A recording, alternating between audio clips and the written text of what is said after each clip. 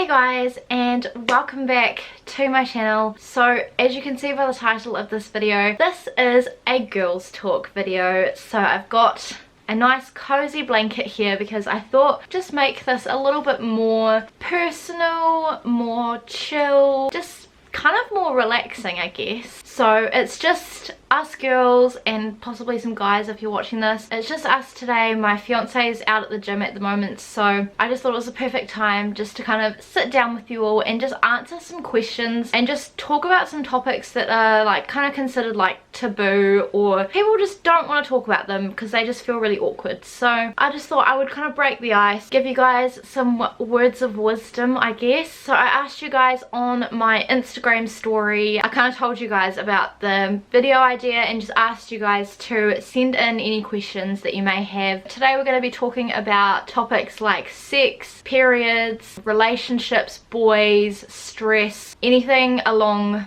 those kind of lines. If you've sent in stuff, it's going to be kept anonymous, so no one's going to know who's sent in what. I've written everything down that I want to discuss in my little YouTube book. Grab a blanket, grab some snacks. Without further ado, let's jump into this video. The first thing we're going to be talking about is sex before marriage. Now I got a couple of questions in about why I chose to have sex before marriage, because I have grown up in a Christian household. So I guess my view on sex before marriage is, if that is your thing and you are, you know, your mindset is that you want to wait until your husband before you have sex, I think that is completely fine. That was kind of the mentality that I was brought up with. As I was growing up, I never ever thought I would stick to that. My thought process was just, I'm just gonna wait until I feel comfortable and I feel like it's right before I have sex. So that was just me.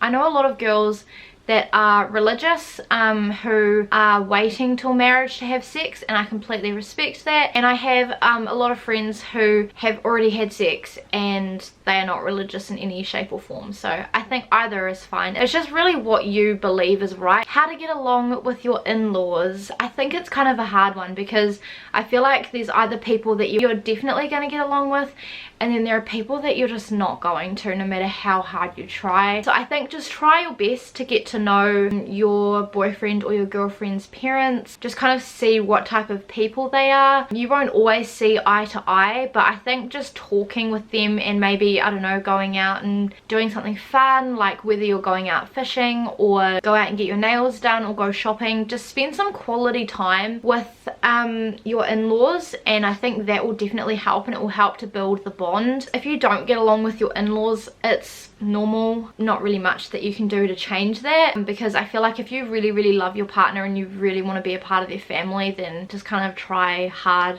around the in-laws. Use manners as well, please, thank yous. Try not to swear, even if you swear quite a bit, just maybe try not to swear around them a lot at first, because otherwise, you know, that can kind of set a bad impression. You just kind of have to be yourself. How to get a boyfriend? I feel like a lot of girls get this question and a lot of girls want to know the answer to this question, and I guess the only thing I can say is there isn't really any specific way that will 100% work every time. The starting point is that you obviously want to have social contact with boys, so whether that means hanging out with some of your friends who have a group of guy friends, or I don't know, if you're in school, just talking to some guys, that can help. I feel like most of the time when you get a boyfriend, like a serious boyfriend, it's when you're really not expecting it. Like, I know that was the case for me. I'd pretty much given up on guys altogether. I was just happy to do me and be me, and then I met Phil. So I really don't think Tinder is the way to go.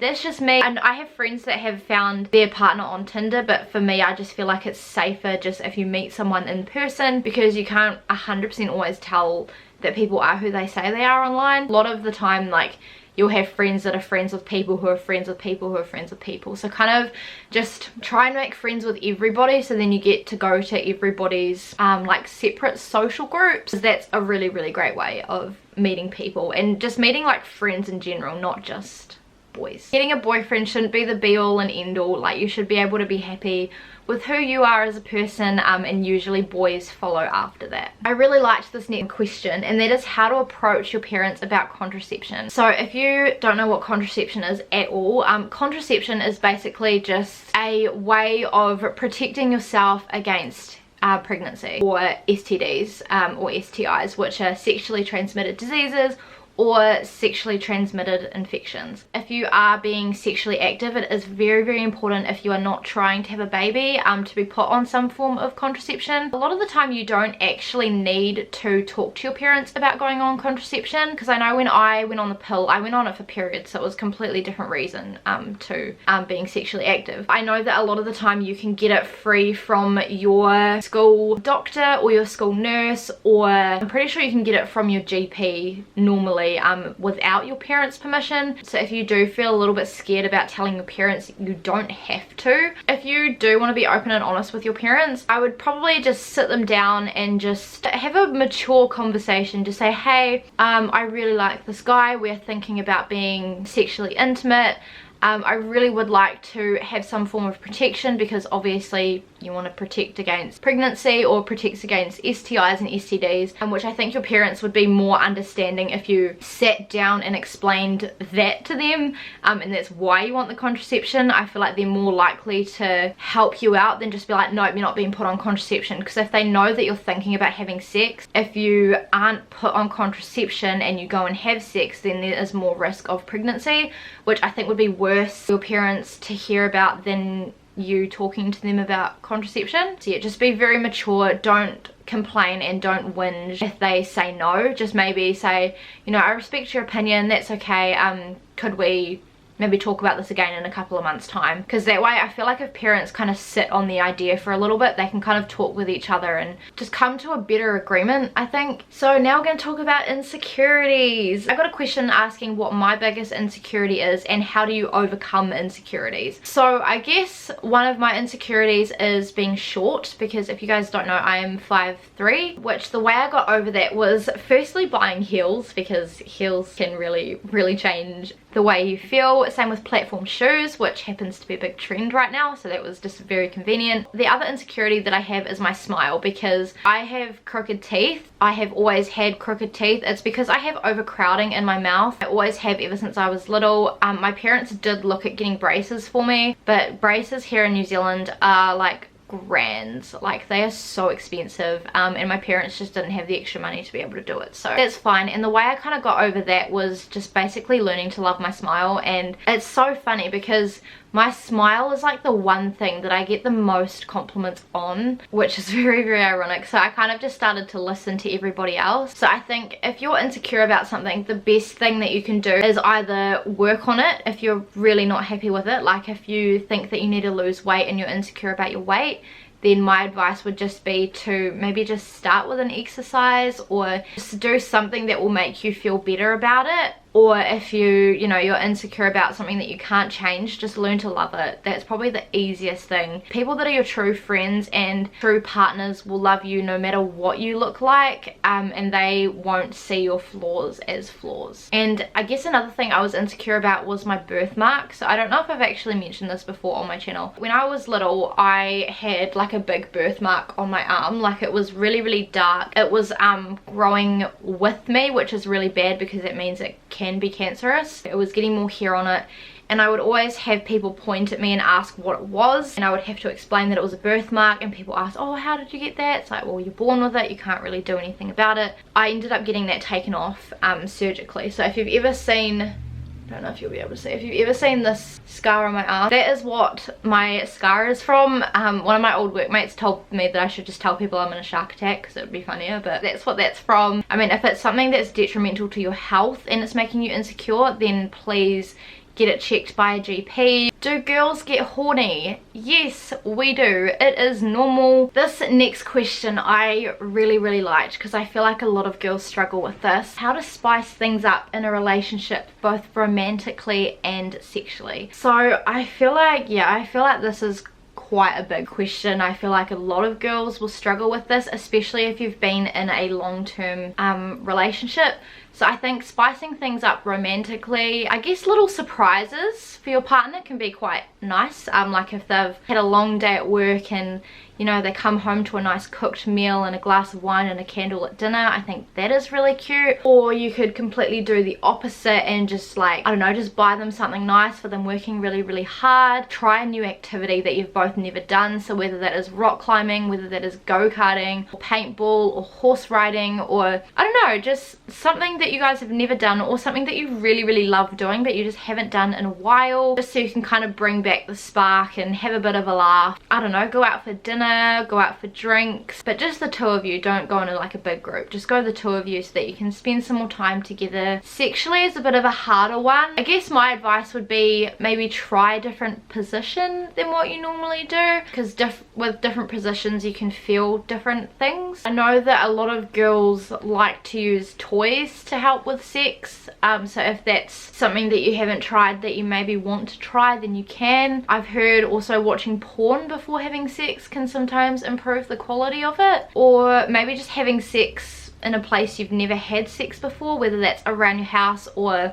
I don't know, in the car or in a car park, I don't know. Switch up the scenery, play some music maybe. If you haven't tried it with music before, that could be quite interesting. You could do the whole, you know, like candlelit and the nice low lighting. I know it can be really, really hard, especially if you've been with your partner for a really, really, really long time, to try and figure out new things to try. But yeah, hopefully that kind of helps a little bit. How to turn your partner on. This one kind of differs between like person to person. My only piece of advice would just be to find out what your partner likes. I know that some people enjoy kissing, some people enjoy touching, some people enjoy cuddling. Trying to figure out what your partner likes and going with that, because at the end of the day, if they really like it, that's going to get them in the mood, and it's going to put you in the mood seeing them in the mood. And the way that you can do that is just try a whole bunch of different things. If you try kissing and that doesn't work, try something else. Try a whole bunch of different things and kind of find your angle,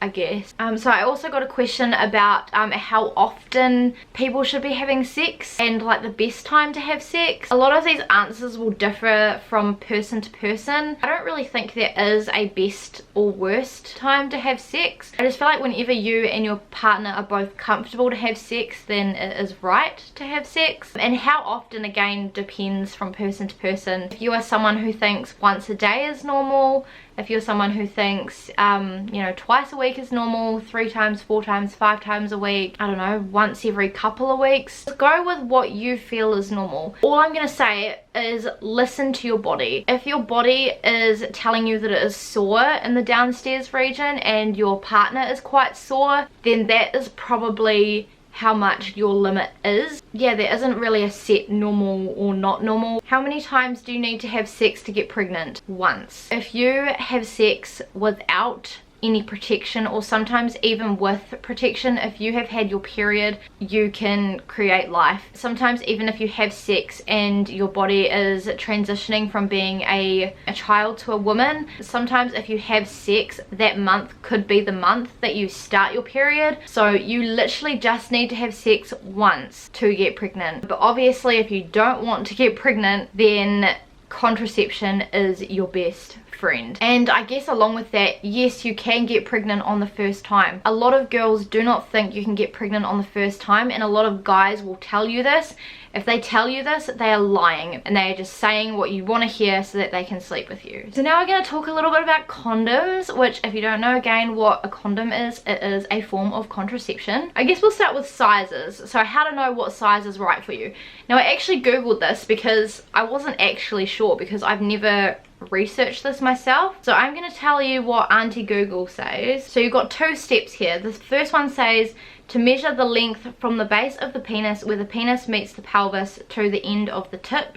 And the second thing is to use a piece of string or a flexible measuring tape and wrap it around the thickest part, which is usually near the middle of the shaft. So I guess if you don't know the parts of the penis, you could just Google a diagram. So I think basically you just measure the length and the width, and then you can look up like condom size charts, put those measurements into a chart, like just like you would with like if you're buying a bra, for example, and then go with what that chart tells you. And if you're a girl and you just want to be prepared and have condoms on hand just in case you do get to that stage with a guy, maybe just have one of each size. And then the next question I got about condoms is, what do you think about no condoms? So I don't personally see a problem with it if you are comfortable enough with your partner to not use condoms. And obviously if you're not using condoms, you do want to have another form of contraception. Usually they say the rule of thumb is to use 2 forms of contraception, so you've got one just as an all-round and one just as a backup, just in case the first one fails. Just know if you don't use condoms though, you run the risk of catching an STD or an STI. If you're in a long-term relationship with your partner and you feel comfortable and you trust them and they've had a test and they've come back clear of any STDs or STIs and you don't want to use condoms, go for it.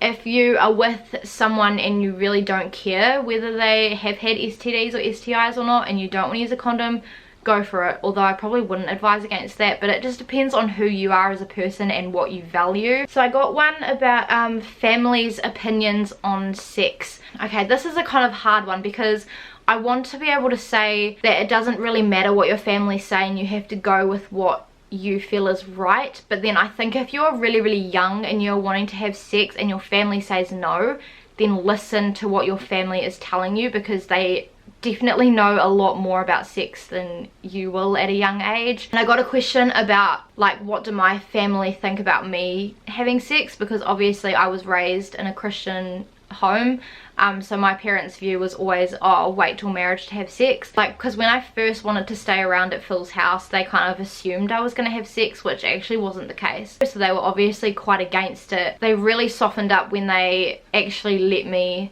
not move to his place, but like stay at his place quite a lot. And then obviously when we moved in together, they kind of knew that it was going to happen. And I think the longer you're with someone, the more it helps.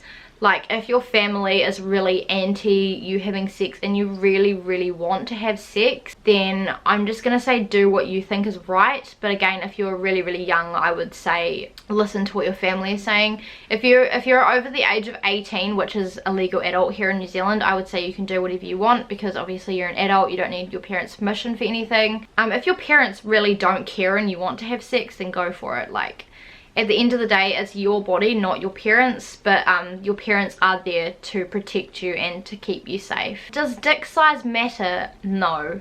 It really doesn't matter. I think it's really superficial of girls who care about that kind of thing, if I'm being honest. I think as long as you and your partner feel comfortable and, you know, enjoy being intimate with each other, then it really shouldn't matter about sizes. Some people may find that their partner is quite big compared to them, but at the end of the day, your downstairs region will stretch, because, I mean, if you can push out a baby, you can get in a dick. You know, I don't think anything is too big or too small. I feel like it's not the dick size that makes the sex. It's the people and it's the emotional connection that makes it. I really liked this next question. It's what I wish I knew before having sex. Oh my goodness, there's like so many things, but like, I think one of the biggest things that I had wished that someone had told me was to always go to the bathroom after you have had sex, because there are so many different,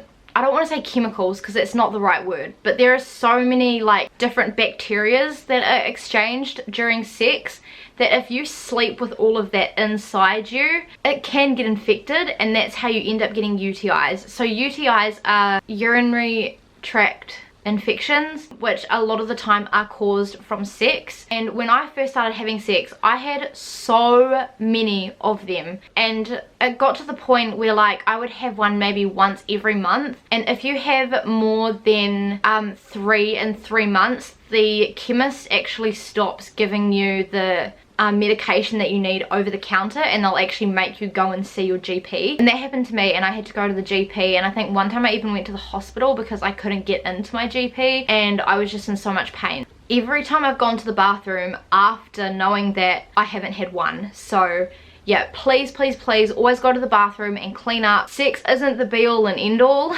in relationships either. Like, if you don't have sex with your partner, that is fine. If you do have sex with your partner, that is fine. It shouldn't always be about sex in a relationship. How to be more confident around guys. I really liked this question. It's actually something that I struggled with a lot. Your best bet would be to maybe talk to one of your friends that you've got who is a little bit more on the louder and more extroverted side, and just tell them, just say, hey, I really would like to talk to some more guys at this party that we have coming up, can you help me? And that way they can kind of do the whole, oh, this is this person, this is this person. Maybe just ask them how their day was, what they got up to. If they are out of school, ask them where they work, just so you can kind of talk about that. And maybe you could talk about Netflix, because I'm sure everybody has Netflix and loves TV shows. So you just kind of have to like come up with little small things that you can talk about, and then you'll end up finding things in common, and then the conversation just flows. And I guess my biggest thing would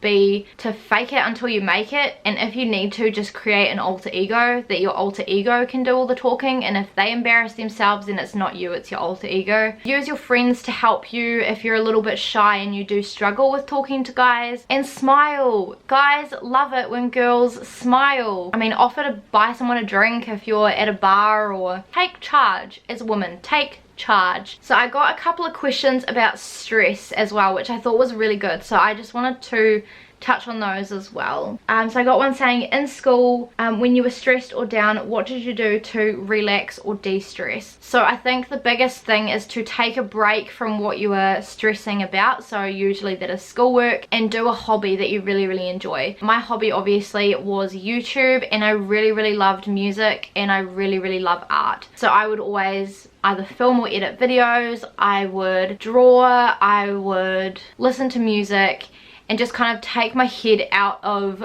where all of my stress is and put it into something else. Another thing you can do to relax is to have a shower or a nice bath. I find the warm water really helps with stress. I still do that now. If I get stressed about something, I'll do my full pamper, skincare routine, all of it, just to make myself feel a lot better. And then I also got a question that was suggestions for dealing with stress in school. So I think when it comes to school, do not leave things to the last minute. Do not procrastinate. I'm really bad at this, I will admit, but I have found that if you do things way ahead of when they are due, and you don't leave everything to the last minute, you don't have things that are piling up that you're trying to get finished before a certain deadline. Because if you've got more things that you're trying to finish by a certain deadline, then you're more likely to feel stressed, because the weight on you is like doubled or tripled to the amount that you started with.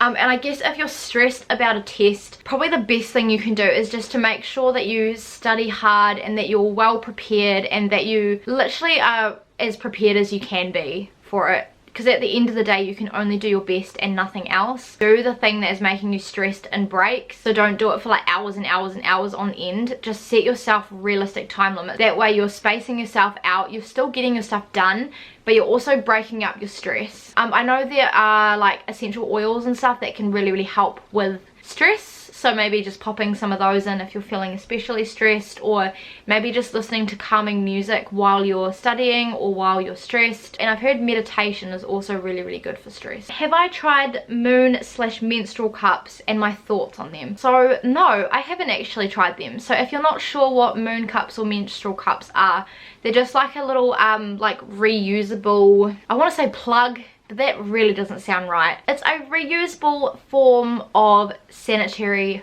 product, so that way you're not like putting tampons or pads into the environment. I think the concept is great. I absolutely love the concept. I think it is fantastic, because obviously like women go through pads and tampons like nobody's business, but I personally haven't tried them. I am not sure it's for me per se. That doesn't mean I'll never try it. Yeah, I'm just not sure. I'm kind of on the fence about me trying it, and I literally am amazed at any woman that can just use them and like just swears by them and loves them. I've watched a couple of videos on YouTube about them, and some people say that they work and some people say that they don't. My first period experience, I don't know if I've actually shared this before on my channel. I was at school as most girls are when their first period comes. So for a while my mum had been saying like, oh, you're gonna get your period soon, because like I was starting to get boobs and I was starting to get hair in places I hadn't had hair before, as every woman does when she is transitioning from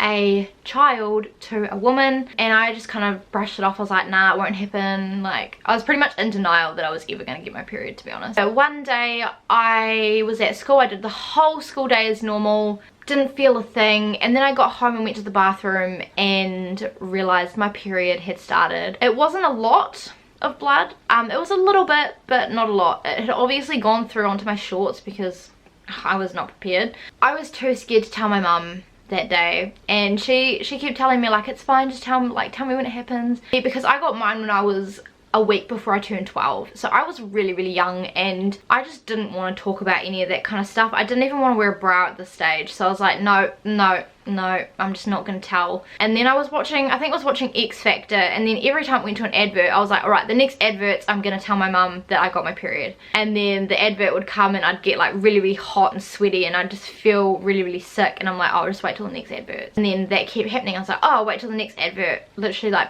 procrastination city much for something so stupid. And then it got to the end of the show, still hadn't told mum, and then I was about to go to bed, and this is kind of the point where I was like, crap, I cannot go to bed without anything on, because otherwise I'm going to get it all over my sheets and then it's going to be a hot mess and it's not going to be fun. So I literally called out to mum and I was just like, oh, good night, I love you, and I got my period, good night. She was like, wait, what? And like sat down with me on the bed, turned the light on, and then we had the talk. She gave me some stuff to use, which was really nice. And then the next day I went to school and I felt so mature and so much like a woman, because I was like the second girl in my class that had got it. So I got some questions about purchasing your first bra. I guess how to know what sizes for you, what to do. I think my biggest piece of advice would be to take someone with you. So when I got my first bra, I took my mum, as most girls do. Like, if you don't feel comfortable taking your mum, you could take your older sister, or you could take a grandmother or an auntie, or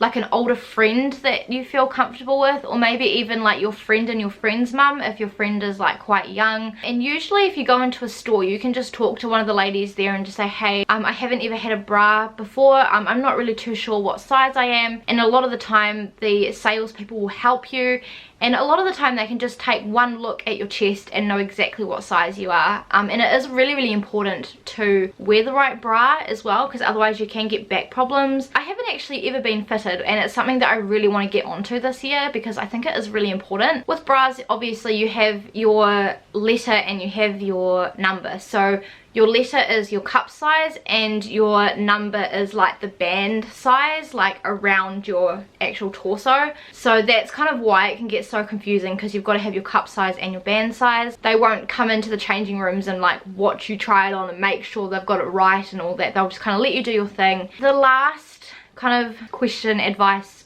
thing I got again is about virginity. So losing your virginity, is it painful? How do you know you're ready to have sex? So I feel like this is a question a lot of girls struggle with, which is fine. It is a big thing in the scheme of things to lose your virginity. I have been there. I guess I'll start with, how do you know if you're ready to have sex? Firstly, I would recommend that you are over the legal age to be able to have sex before you have sex. Because if you get pregnant and you are under the legal age, so our legal age here in New Zealand is 16, if you are 14 and you get pregnant, the government will not help you with, you know, single mum benefits or anything, because you are not at the legal age. That is why I would steer clear of sex until you are at least of the legal age, whatever that may be in your country, just so that if you do get pregnant, you can have the extra financial support from the government. I guess if you're over the legal age and you're still not sure when you should be having sex, that is completely up to you. It has nothing to do with society, it has nothing to do with peer pressure, it has nothing to do with where your friends are at. It is all about you. For me, I always told myself I will have sex when I feel comfortable and when I feel the time is right. And I feel like you can kind of get certain vibes with people that you are not intimate with, but you're kind of being with. So sometimes you could be kissing a guy and something just doesn't feel right. Listen to that intuition. Listen to your gut. Your gut feeling is basically your guide in this situation. If you feel something is not right, it probably isn't. Stop. You can say no if you do not feel it is right. But if you are with someone and you feel, hey, you know, I feel safe, I feel cared for, you know, the person who you're wanting to have sex with is listening to you and taking on what you are saying and is comfortable with going slow and helping you and just making you feel more comfortable, and you feel it is right, listen to that. I had been with guys and nothing felt right. Like I was like, no, this isn't the right time, this person isn't right. And then when I was with Phil and Phil asked, I don't know how to explain it, but it was like a mind shift change. I felt it was right, so I did it, and it is the best thing I've ever done. And then, is it painful? Again, this depends from woman to woman, but most women will find the first few times of sex painful. It is not like it is in the movies, because a lot of the time you're putting a foreign object into your body that your body is not used to, so your body over time stretches, and when you first have sex, your body is not stretched at all. So I think with me it took me about maybe the first 4 times that I had sex for my body to actually start to like it. I feel like every girl at the start when she first has sex wonders, how the hell is this gonna get less painful? If that is you and you have that mindset, that is completely normal. So those are all of the questions, pieces of advice that I wanted to share with you guys in this video. I feel like it's probably been a long one, but hopefully you guys have enjoyed this video. I've had a lot of fun filming this, and I was really excited to film this. Hopefully there was something in here for you. I know that a lot of these topics are really awkward topics to talk about. Yeah, if you do want me to do another one, let me know in the comments, and also let me know. I really would like to do a video talking about like controversial topics and my opinions on them, so let me know if you'd be interested in that kind of video as well. Thank you so much to everybody that sent in questions or pieces of advice that they wanted answered. Hopefully it kind of normalizes a little bit. Like, I don't think there should be a big deal around sex or periods or body issues or confidence or boys. If you guys like the video, please give it a thumbs up and subscribe to my channel if you haven't already. Please make sure to turn on the notifications and check out my social media. It's all linked down below in the description box, and if you do want to be a part of another one of these, if this video does well, then make sure you follow my Instagram, because I always put up questionnaires on my stories. And yeah, I'll see you guys in my next video. Bye!